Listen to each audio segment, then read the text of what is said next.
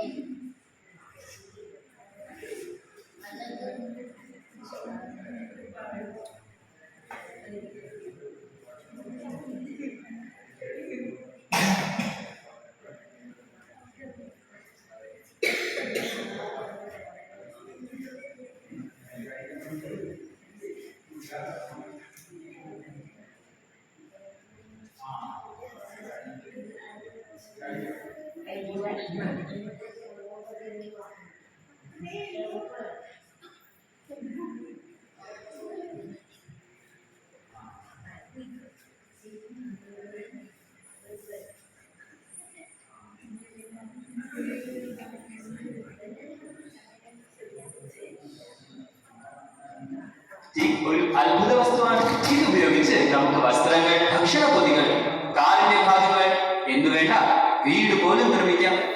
വളരെ തുച്ഛമായ ചിലവിൽ നിർമ്മിക്കാൻ കഴിയുന്ന പ്ലാസ്റ്റിക് പെട്ടെന്ന് നശിപ്പിക്കുവാൻ പറ്റാത്തതുമാണ്. എന്നാൽ വിഘടനം സംഭവിക്കാത്തത് പ്ലാസ്റ്റിക്കിന്റെ ഒരു പ്രശ്നമാണ്. അല്ലെങ്കിൽ പ്ലാസ്റ്റിക് ഉപയോഗിക്കുന്ന രീതിയാണ് പ്രശ്നത്തിന് കാരണമാകുന്നതെന്ന് നമുക്ക് പറയാം. പ്ലാസ്റ്റിക് സ്വാഭാവികമായി വിഘടിക്കുന്നതിനോ ജൈവ ദ്രവീകരണത്തിനോ വളരെയധികം സമയമെടുക്കും.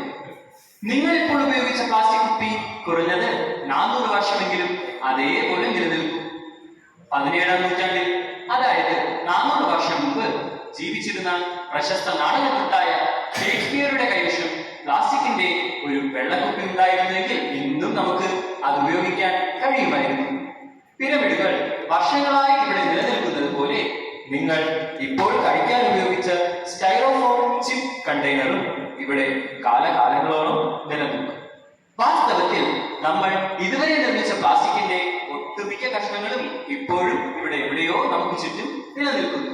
നിർഭാഗ്യവശാൽ നമ്മൾ നിർമ്മിക്കുന്ന പ്ലാസ്റ്റിക്കിന്റെ നല്ലൊരു ഭാഗവും സമുദ്രങ്ങളിൽ എത്തിച്ചേരുന്നു. അഴുകാൻ വളരെയധികം സമയമെടുക്കുന്നതിനാൽ കാലക്രമേണ സമുദ്രങ്ങളിൽ പ്ലാസ്റ്റിക് കുന്നുകൂടുകയും ചെയ്യുന്നു.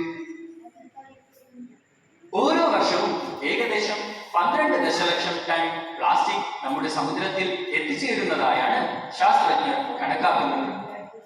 അങ്ങനെ ഓരോ വർഷവും 12 ദശലക്ഷം ടൺ പ്ലാസ്റ്റിക് വീതം അടിഞ്ഞുകൂടുന്നു. ജയറസ് എന്ന് വിളിക്കപ്പെടുന്ന വൃത്താകൃതിയിലുള്ള സമുദ്ര പ്രവാഹങ്ങളിൽപ്പെട്ട് ഈ പ്ലാസ്റ്റിക്കുകൾ ഒരുമിച്ച് ചേരുകയും ഒഴുകി നടക്കുന്ന ഭീമാകാരമായ ദ്വീപുകൾ പോലെ വലിയ മാലിന്യ കൂമ്പാരങ്ങൾ രൂപപ്പെടുകയും ചെയ്യുന്നു. അവയിൽ ചിലതിന് അമേരിക്കയോളം വലിപ്പം വരും. ഒഴുകി നടക്കുന്ന ഈ പ്ലാസ്റ്റിക് കഷ്ണങ്ങൾ കടലാമകൾ, തിമിംഗലങ്ങൾ, ഡോൾഫിൻ, സീലുകൾ, കടൽ പക്ഷികൾ, മറ്റ് കടൽ ജീവികൾ എന്നിവ ഭക്ഷിക്കുന്നു. ഇത് അവയുടെ വയറ്റിൽ അടിഞ്ഞുകൂടുന്നു. വലിയ കഷ്ണങ്ങൾ ചെറിയ കഷ്ണങ്ങളായി വിഘടിക്കുന്നു. മൈക്രോ പ്ലാസ്റ്റിക്കുകൾ എന്നാണ് ഇവ അറിയപ്പെടുന്നത്. ഈ മൈക്രോ പ്ലാസ്റ്റിക്കുകൾ ചെറിയ പ്ലവകങ്ങൾ ഭക്ഷിക്കുന്നു. പ്ലവകങ്ങളെ ഭക്ഷിക്കുന്നതിലൂടെ ഇവ വലിയ ജീവികളുടെ ശരീരത്തിലേക്കും പ്രവേശിക്കുന്നു. അങ്ങനെ ഭക്ഷ്യശൃംഖലയിലൂടെ പ്ലാസ്റ്റിക് ചെറുജീവികളിൽ നിന്ന് വലിയ ജീവികളുടെ ശരീരത്തിൽ എത്തിച്ചേരുന്നു.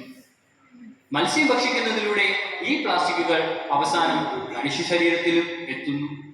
സമുദ്ര പരിസ്ഥിതിയിൽ പ്ലാസ്റ്റിക്കിന്റെ അളവ് കുറയ്ക്കാൻ നിങ്ങൾക്ക് എന്തു ചെയ്യാൻ കഴിയും? അതിനുള്ള വഴിയാണ് 3 Rകൾ. റെഡ്യൂസ്, അതായത് പ്ലാസ്റ്റിക്കിന്റെ ഉപയോഗം കുറയ്ക്കുക. റീയൂസ്, പുനരുപയോഗിക്കുക. റീസൈക്കിൾ, പുനഃചംക്രമണം ചെയ്യുക.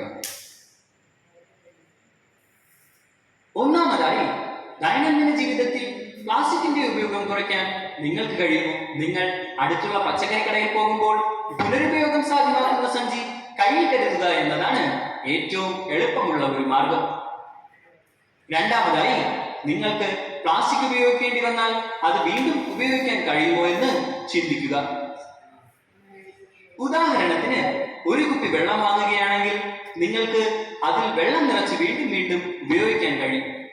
അവസാനമായി നിങ്ങൾ പ്ലാസ്റ്റിക് ഉപയോഗിക്കാൻ പോവുകയാണെങ്കിൽ അത് റീസൈക്കിൾ ചെയ്യാൻ കഴിയുമോ എന്ന് ചിന്തിക്കുക. ചില പ്ലാസ്റ്റിക്കുകൾ പുനരുപയോഗിക്കാൻ കഴിയില്ല. പുനരുപയോഗിക്കാൻ കഴിയുന്ന നിരവധി പ്ലാസ്റ്റിക്കുകളുണ്ട്. എന്നാൽ ഇത് ശാശ്വതമായ ഒരു പരിഹാരമായിരിക്കില്ല എന്നും ഓർക്കുക.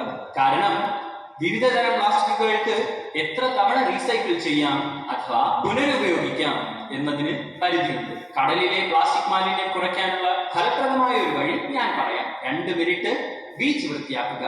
അതായത് ബീച്ചിൽ പോയി കണ്ണിൽപ്പെടുന്ന മാലിന്യങ്ങൾ എടുത്തു മാറ്റാനായി 2 മിനിറ്റ് നിങ്ങൾക്ക് ചെലവഴിക്കാം. അപ്പോൾ നിങ്ങൾക്ക് എത്ര ചപ്പുചവറുകൾ സമുദ്രങ്ങളിലേക്ക് ഒഴുകുന്നത് തടയാൻ കഴിയും.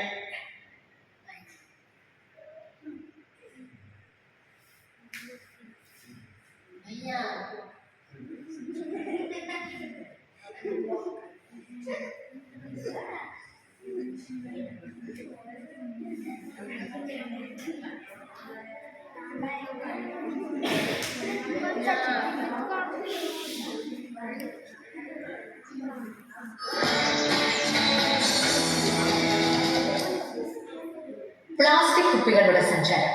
The journey of plastic bottles. പല വസ്തുക്കളും സൂക്ഷിക്കാൻ പ്ലാസ്റ്റിക് കുപ്പികൾ ഉപയോഗിക്കുന്നു. ഉദാഹരണത്തിന് വെള്ളം, ശീതളപാനീയങ്ങൾ, എണ്ണ, മരുന്നുകൾ തുടങ്ങിയവയൊക്കെ പ്ലാസ്റ്റിക് കുപ്പികളിലാണ് നാം സാധാരണയായി സൂക്ഷിക്കാറുള്ളത്. ഉപയോഗത്തിന് ശേഷം ഈ കുപ്പികൾ ചവച്ച കൂനയിലേക്ക് വലിച്ചെറിയുന്നു. അതിനുശേഷം ഈ കുപ്പികൾക്ക് എന്ത് സംഭവിക്കും? നിങ്ങൾ എപ്പോഴെങ്കിലും അതിനെക്കുറിച്ച് ചിന്തിച്ചിട്ടുണ്ടോ? ഈ കുപ്പികൾ എവിടെ നിന്ന് വരുന്നു?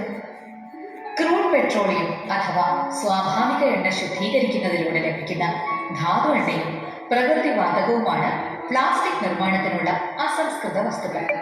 ഈ പദാർത്ഥങ്ങളിലെ ഘടകങ്ങൾ വേർതിരിച്ച് രാസപ്രവർത്തനങ്ങൾക്ക് വിധേയമാക്കുകയും പോളിമറുകൾ ഉത്പാദിപ്പിക്കുകയും ചെയ്യുന്നു.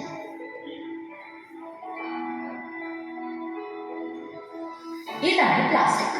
അത് പിന്നീട് ഫാക്ടറികളിലൂടെ കുപ്പികളായും മറ്റനേക വസ്തുക്കളായും രൂപാന്തരം പ്രാപിക്കുന്നു. ഈ കുപ്പികളിൽ വെള്ളം, ശീതളപാനീയങ്ങൾ, എണ്ണകൾ എന്നിവയൊക്കെ നിറച്ച് ലോകമെമ്പാടും വിൽക്കുന്നു. നമ്മൾ ഈ കുപ്പികൾ വാങ്ങി വെള്ളവും ശീതളപാനീയങ്ങളും കുടിച്ച ശേഷം ഈ കുപ്പികൾ മാലിന്യത്തിലേക്ക് വലിച്ചെറിയുകയും ചെയ്യുന്നു. പിന്നീട് ഇതൊക്കെ എന്ത് സംഭവിക്കും? മറ്റു മാലിന്യങ്ങൾക്കൊപ്പം ഇത്തരത്തിലുള്ള നിരവധി കുപ്പികളും മാലിന്യം തള്ളുന്ന കേന്ദ്രങ്ങളിലേക്ക് എത്തുന്നു. നഗരങ്ങളിൽ നിന്ന് ശേഖരിക്കുന്ന മാലിന്യങ്ങൾ കൊണ്ടിടുന്ന സ്ഥലമാണ് ഡംപിംഗ് ഗ്രൗണ്ട്. ഈ കുപ്പികൾ മാലിന്യങ്ങൾക്കിടയിൽ കിടക്കുന്നു. ദിവസം കഴിയുമ്പോൾ മറ്റു മാലിന്യങ്ങൾ ഈ പ്ലാസ്റ്റിക് കുപ്പികളുടെ മുകളിൽ അടിഞ്ഞുകൂടുന്നു.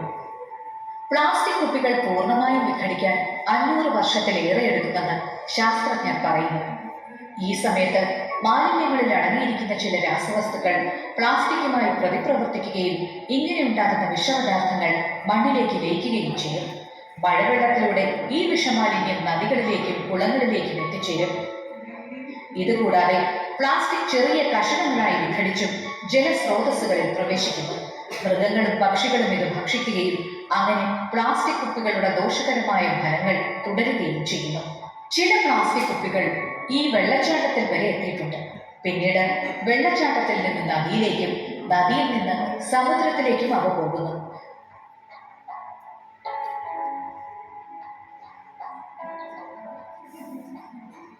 പ്രതിവർഷം 8 ദശലക്ഷം ടൺ പ്ലാസ്റ്റിക് സമുദ്രങ്ങളിൽ എത്തിച്ചേരുന്നതായാണ് കണക്ക്. സമുദ്രജീവികൾ ഈ പ്ലാസ്റ്റിക്കിൽ കുടുങ്ങി ചത്തുപോകുന്നു. ചില ജലജീവികൾ ഈ പ്ലാസ്റ്റിക്കിന്റെ സൂക്ഷ്മ കണികകൾ ഭക്ഷിക്കുമ്പോൾ അത് അവയുടെ വയറ്റിലെത്തുകയും ഈ ജീവികളുടെ മരണത്തിന് കാരണമാവുകയും ചെയ്യുന്നു. ചില പ്ലാസ്റ്റിക് കുപ്പികളുടെ സഞ്ചാര ദിശ വ്യത്യസ്തമാണ്. ഈ കടൽപ്പുറത്ത് മാലിന്യങ്ങൾ വിവിധ